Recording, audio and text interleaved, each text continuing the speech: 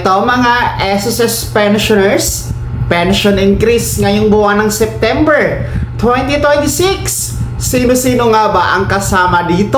Yan ang ating aalamin sa episode na ito. Welcome sa ating YouTube channel at welcome din po sa ating official Facebook page. Saan man po kayo nanonood, kumusta mga ka-vlogs? Eto, pag-uusapan natin ang darating, paparating ito na pension increase ngayong buwan ng September 2026. Sino-sino nga ba ang kasama dito? Ano nga bang pension increase ito? Alam naman natin na merong pension increase din po ang pinapatupad sa buwan na ito ng June. Well, itong pension increase na ito na tinutukoy ko po ngayong September ay kabahagi din po ito ng pension reform program, no? Ito po ay pareho lang sa pension increase na pinapatupad sa buwan na ito ng June, which is 10% pension increase para sa mga retiree and disability pensioners and 5% pension increase para sa mga survivor pensioners. Pero ano nga ba ang pension increase ngayong September? Bakit merong ganito? Alam naman natin na instead of September, pinaaga ito ni SSS ang second round ngayong June, no? Dahil nga po sa krisis ng panahon ngayon.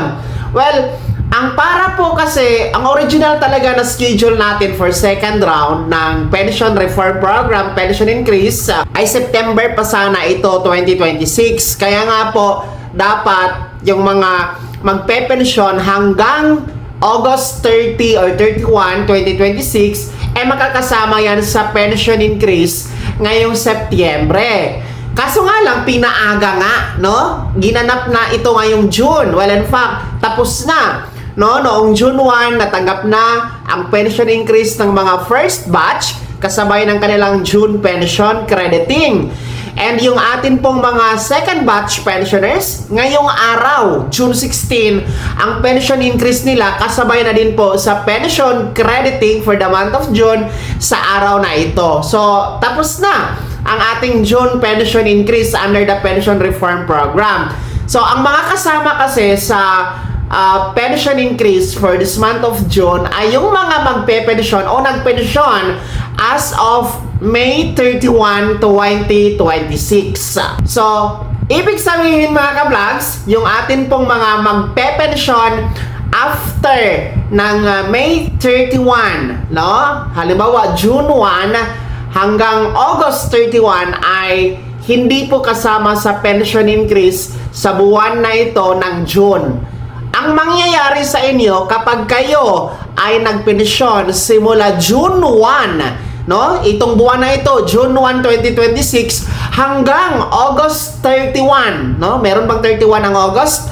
2026, no? Kung diyan kayo magpensyon, kasama kayo sa second round pension increase, pero sa September 2026 pa yan maibibigay. Sa September 2026 pa yan matatanggap ninyo mga ka-vlogs. Kasi nga, tapos na tayo ngayong June. So, may consideration kasi nga original schedule naman talaga ang September 2026. Kaya, yung mga magpe-pension, ulitin ko, from June 1, 2026 hanggang August 31, 2026, makakasama kayo sa second round pension increase. Pero sa September pa yan matatanggap.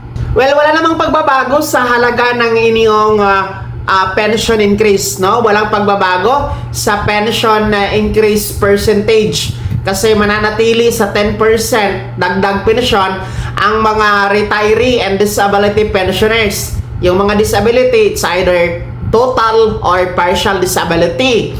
Samantala, yung ating mga survivor pensioners, mananatili po sa 5% pension increase pa rin ang inyong makukuha. So ayun ha, kasi maraming mga nagtatanong kung yung mga nagpensyon ba after ng June o as of June 1 hanggang August 31, paano daw, no? Makakasama pa ba sa pension increase? So eto ang sagot natin, no? Ulitin ko, yes, pero September pa yan makukuha at matatanggap ninyo mga ka-vlogs.